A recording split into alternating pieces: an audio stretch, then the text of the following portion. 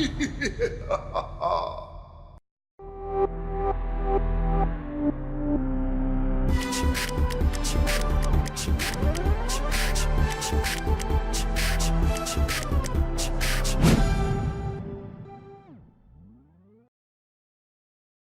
afternoon and welcome to the October 2019 National School Lunch Program webinar.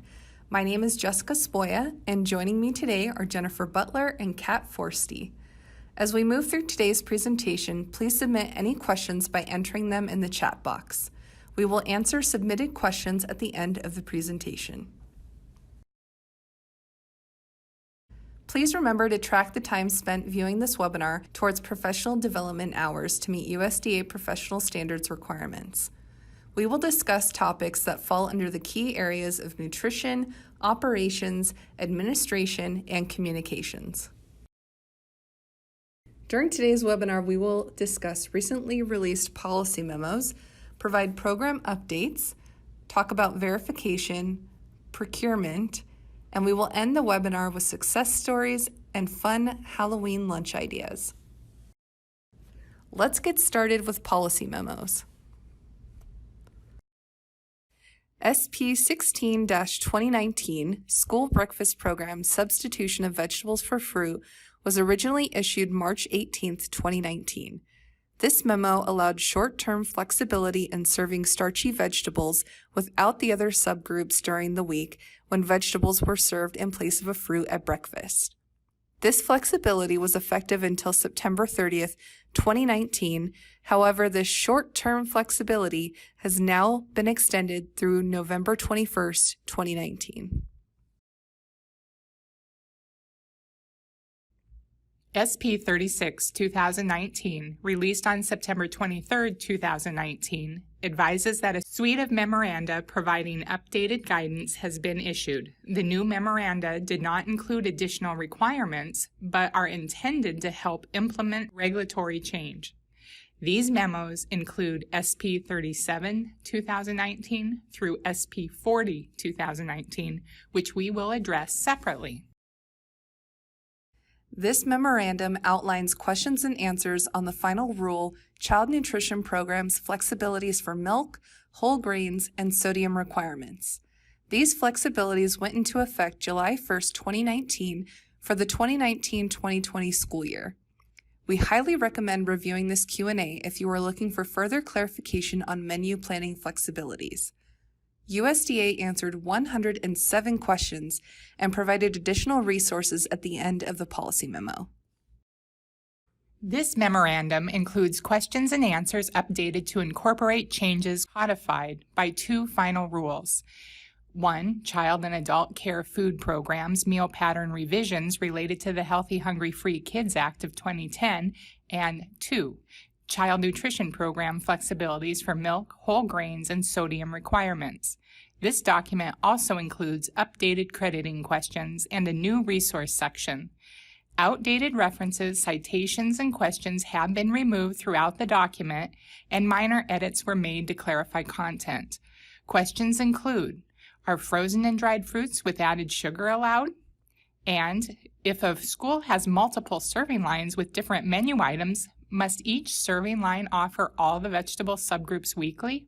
To find out the answers to these questions, be sure to review the policy memo. This memorandum rescinds and replaces SP 19-2018, issued August 6, 2018. This updated memorandum clarifies regulations that water made available to students in the National School Lunch Program and School Breakfast Program shall not compete with the milk requirement. While water must be made available, schools must not directly or indirectly restrict the sale or marketing of fluid milk. This memorandum supersedes all previous guidance on smoothies, including SP 10-2014 version 3, CACFP 05-2014 version 3, and SFSP 10-2014 version 3. This updated memorandum clarifies juice and yogurt allowances based on the child care and preschool meal pattern updates and incorporates the meal pattern flexibilities related to flavored milk. This memorandum also changes the policy for commercially prepared smoothies. Commercially prepared smoothies can now contribute to the meat alternate, fruit, vegetable, and milk components of the federal meal requirements for all child nutrition programs. This memorandum supersedes Policy Memo SP 31-2013.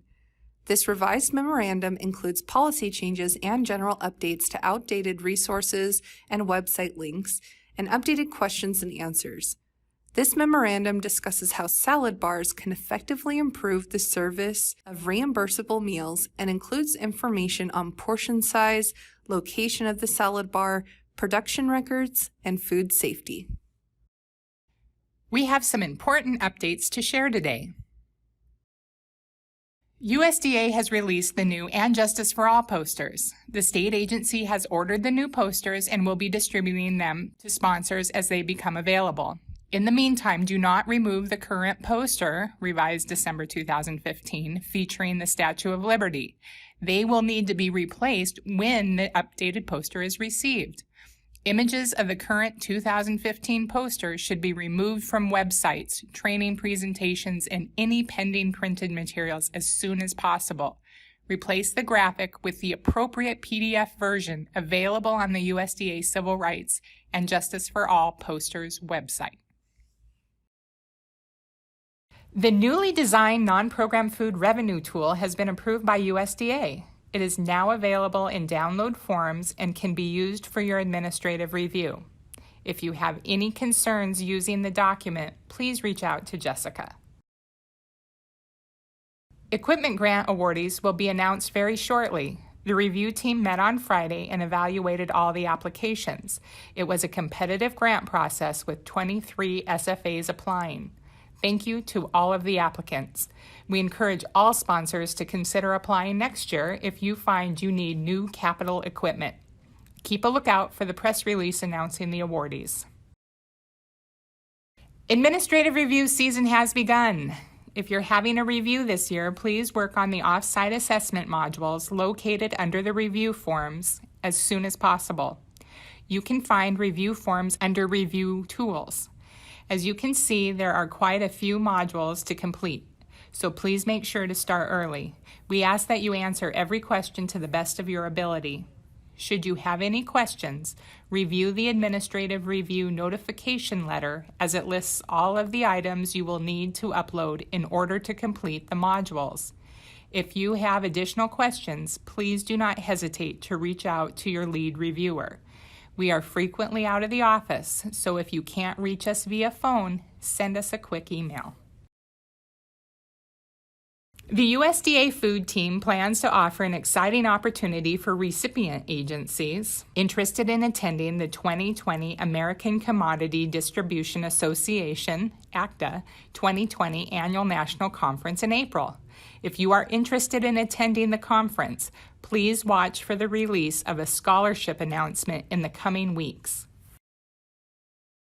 The USDA Foods team would like to remind sponsors about the exchange. Currently, there are over 20 products up for grabs, including peaches, pears, beef, and more.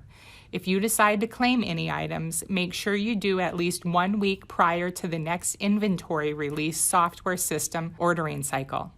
Remember, you can find the exchange under Child Nutrition Programs, USDA Foods and Processing,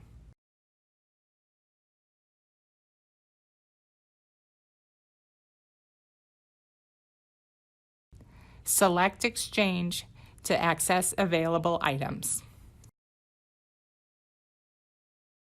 We will now move on to program reminders. As you all know, we are currently in the middle of verification.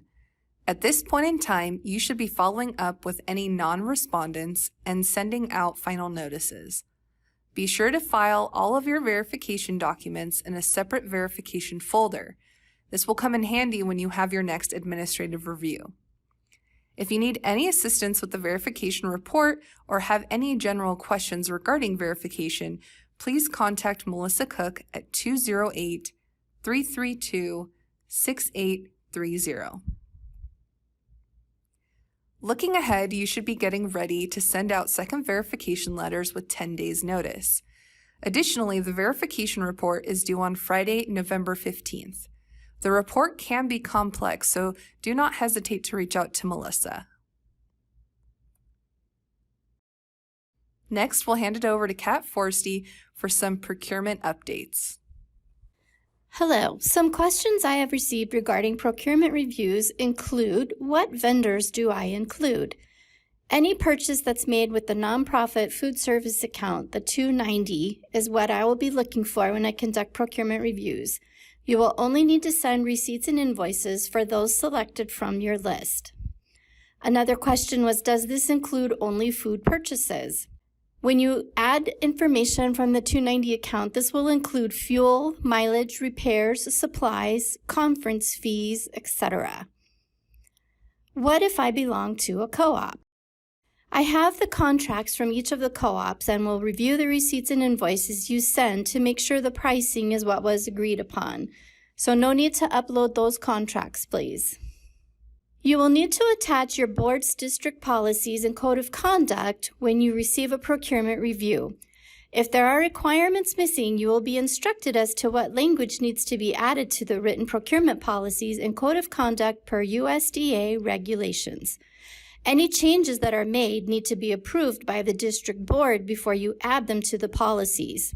Remember, you should always consult with your district's legal authority and the board before signing or implementing any contract. Thanks, Kat. That is all we have for program reminders. Next, we have a success story to share. First Lady Teresa Little and state agriculture officials visited the Notice School cafeteria on October 2nd to kick off National Farm to School Month. The Notice event featured bread incorporating Idaho potato flakes. During Farm to School Month, the Idaho State Department of Agriculture features local and in-season foods at schools, provides weekly themes and online tours of dairies through video conferencing in classrooms. Schools in Idaho can participate in diverse ways, from harvest celebrations in school gardens or on local farms, creating unique all-Idaho meal menus to student recipe contests. We encourage you to be creative. A huge congratulations to Notice for being featured for Farm to School Month. Halloween is just around the corner, so we wanted to give you some spooky ideas for lunch service. Here are some eerie entree ideas, including bat cheese on a burger, Frankenstein pudding, monster pizzas, mummy dogs, and a ghostly string cheese. Frightful designs are a great way to encourage students to eat their fruits and vegetables. Here we have fruit cups with pumpkin faces, a pumpkin that's feeling a little green on a tray full of vegetables, and ghostly bananas with oranges disguised as pumpkins. Food service teams across the nation are working together to turn their lunchrooms into creepy cafeterias. Halloween is fun for all ages, so be sure to serve up some fun this year. Are you and your team decorating the cafeteria or serving themed food for Halloween? Did you celebrate National School Lunch Week with any fun activities? Be sure to take photos of your work and email them to me so you can be featured in our next webinar. Does anyone have any questions at this time? Go ahead and use the chat box on your screen and type your questions. We will answer them as they are entered. Thank you for attending today's webinar. Please contact Child Nutrition Programs at 208-332-6820 if any additional questions arise regarding the information in this webinar. Please remember that the accuracy of the information shared today is guaranteed only as of the recording date. USDA may issue more guidance or further clarification regarding items discussed in today's webinar. This concludes today's webinar. Thank you all and have a happy Halloween.